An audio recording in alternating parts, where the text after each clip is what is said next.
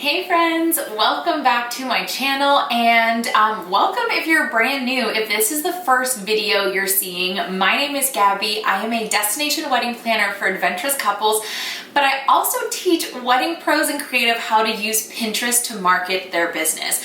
There's obviously a huge focus on the wedding industry here, but I think if you're in any creative space, these tips and tricks are going to be helpful for you. So stick around because this is a goodie today. I'm gonna tell you what it is next.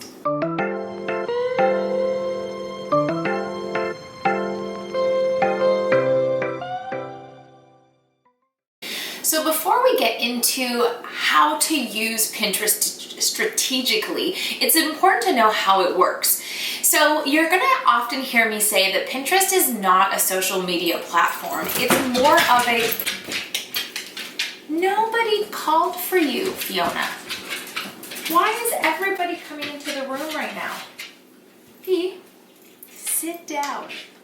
Go lay down. So you're going to hear me say often that Pinterest is not a social media platform. In fact, it's more of a search engine, and more so a visual search engine. And what I mean by that is the goal on Pinterest is not necessarily to get followers or to tell a long story like we might do on Instagram. It's more to properly keyword an image and a description so that your content can show up in your clients' search results. I had to think about that for a second. But really, think about it as a visual Google in that sense, right? So to me, that was a big mindset shift when I realized that it was more of a search engine instead of a social media platform. I was able to kind of pivot my mindset and my strategy to really be effective in how I caption things and the type of images that I put on the platform. With that, in 2020, there is a huge kind of change in the Pinterest algorithm. What used to work before is no longer really working or is as effective as what the new strategy is. So let's talk about what that strategy is. So in 2020, Pinterest came out and said, hey, we don't want you repurposing old images as much as we now want you to create fresh new content. And that can be both exciting or scary for most of you if you're like, oh my God, another platform where we have to content create. Yep, it is. But Pinterest is saying only 2 to 5 new pins per day is what makes us happy. And I think that's very, very reasonable because we're not talking about 2 to 5 new blog posts that you need to share. We're talking about 2 to 5 images that could possibly link to the same URL if you wanted to. So that makes it a lot more manageable. And of course, we use a scheduler, and I'll talk about that in a little bit. But just know that Pinterest doesn't want you repinning or resharing old content that you had on the platform for many years. They actually want you to upload new stuff regularly. And a few places where you can upload new things, or I guess a few new things that you can upload on Pinterest are regular pins, video pins, and story pins. So the last one, a story pin, you can actually see I have a whole tutorial on how to create a story pin, and they are booming right now. Pinterest is promoting them like crazy, and in fact, they're really rewarding users who are using story pins. So highly, highly recommend. If you want to know how to create a story pin effectively, check that video out. You're like, I don't even know what's happening. Don't worry. First things first, we now know how the Pinterest platform works, right? It is a search engine, so you've got to be strategic with your keywords. And if you haven't already figured out who your ideal client is, aka what your keywords are going to be and who you're going to be targeting, grab my freebie down in the comments or down in the description below, because I have a downloadable sheet that will help you kind of figure out who your ideal client is and what keywords would be associated with that client. And once you have that figured out, your next step is to optimize your Pinterest profile. So what it means to optimize your Pinterest profile is to bring in all of the keywords that you just created or just came up with, and to insert those in very strategic places. So the places I recommend you insert your keywords are your profile name, your profile description, and your board titles. All right, I want to show you guys what I mean by profile name, profile description, and board titles.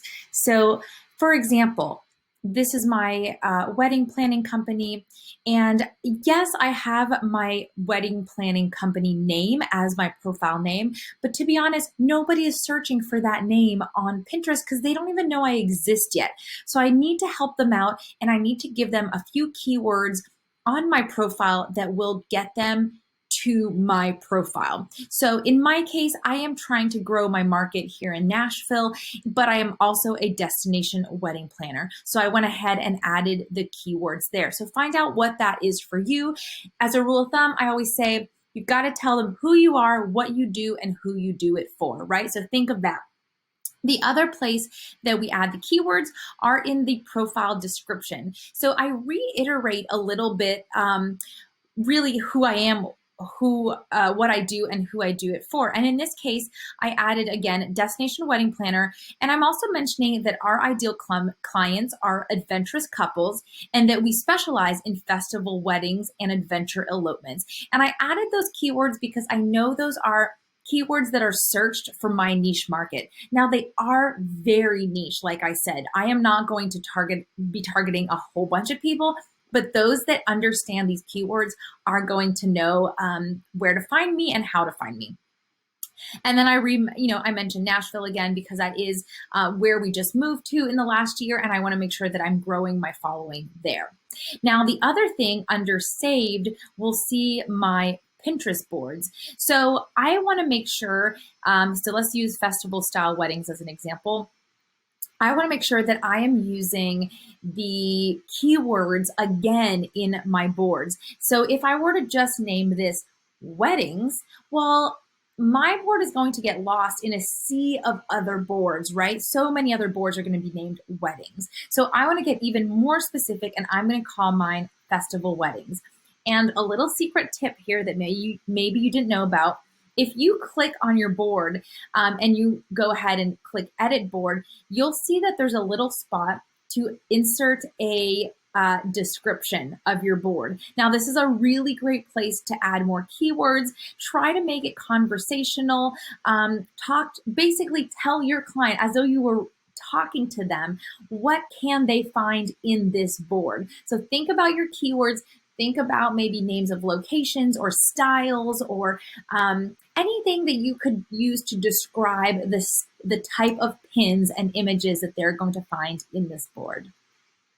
All right, so you've gotten your profile optimized, you know who you're targeting, and remember, the more specific you can be, the better, because for some of us, we are location-based, and that's okay. If you're a wedding venue and you are a brick and mortar place, use that location to your advantage and use that keyword of your location in as many places as you can. However, if you're more of a style vendor, or in our case, like we do adventurous couples, that's kind of our niche market. We do destination weddings, festival style weddings, but really for the outdoorsy adventurous couple. If that's your jam, then obviously we're using keywords that are attracting those type of people, but also repelling those that are really not in that category. And that would probably be like more glam style couples, stilettos and high heels and chandeliers. I don't think we've ever used those as keywords on our Pinterest, and that's just because we don't do well with that type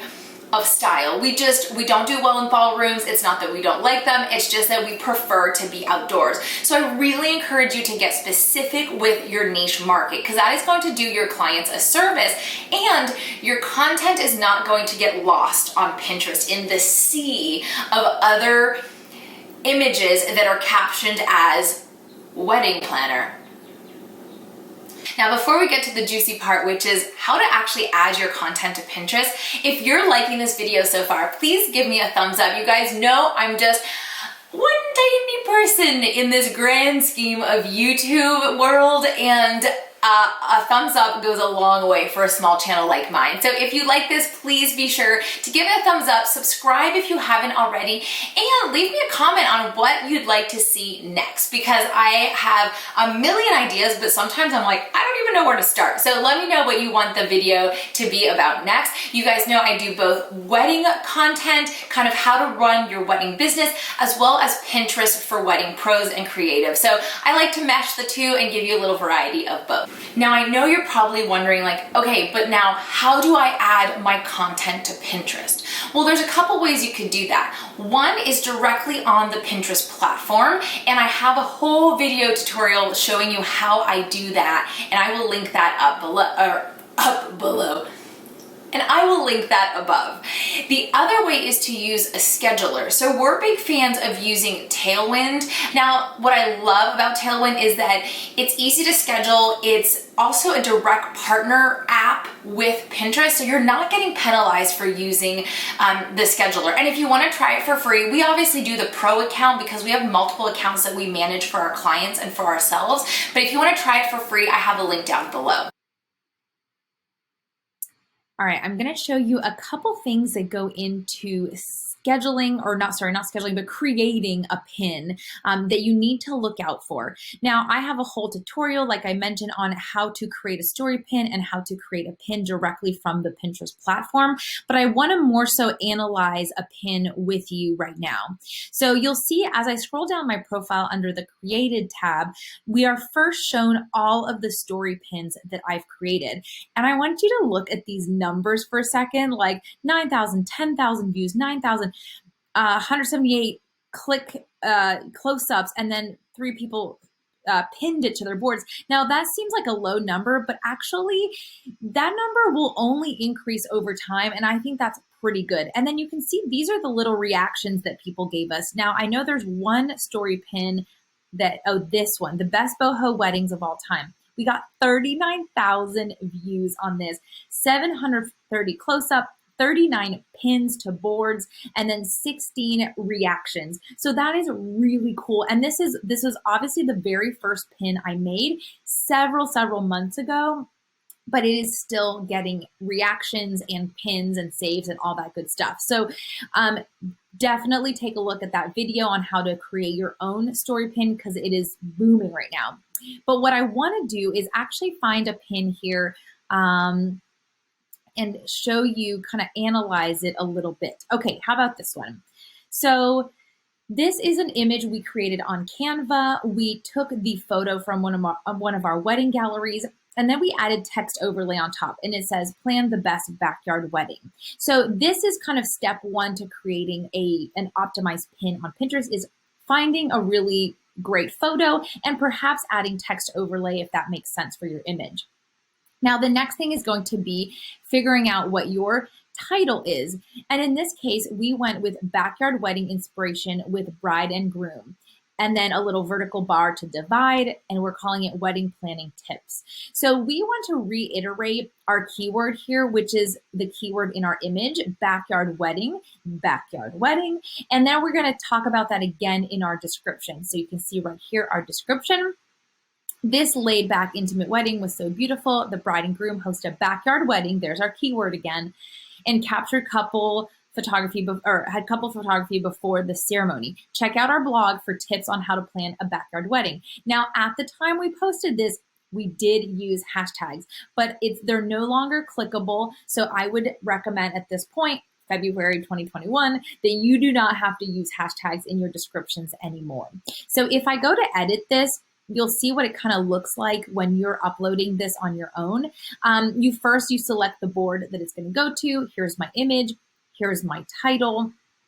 Here's my description. And then the website is sending them directly to our blog post about this backyard wedding. Now, when you're scheduling, so this was a pin that I scheduled on Tailwind. I don't believe, as of now, and I need to double check now that I'm saying this, I don't believe you can add alt text. So this is something that would really be important. And I'm such an advocate in making anything on social media as accessible to everybody, but I know that it's not possible to do it 100% of the time. So when I can, and when a pin is popular, like this one, I want to go in and add some alt text. And what this is really for the visually impaired to be able to have their computer program that's able to read them what images are. And in order to help them out, I want to visually describe what I see in the photo. So in this case, I'm going to say bride in long, what do you call this? V-neck, maybe? Wedding dress, holding hands with groom in dark navy suit. I could actually, I'll add in this case, bride holding fall style bouquet with mini sunflowers. Mini sunflowers. Something along those lines. So you do want to make it, as accessible to everyone as possible. So again, that is maybe a limitation that Tailwind has, but if you are using the scheduler within the Pinterest platform, then you'll be able to add that alt text. So I think that's really important to do. So there you have it. You now know how to use Pinterest if you're just getting started. You understand that it's more of a search engine as opposed to a social media platform. Now that being said, Pinterest still wants us to interact with other people. So if there's something that you like, go ahead and give it a heart or go and write a comment. But I'm not saying that's where you should spend most of your efforts at this time. Now, one question that I get asked a lot is, should we use hashtags? And depending on when you watch some of my past videos, you'll notice that sometimes I say that we do use hashtags, but now we are February 2021.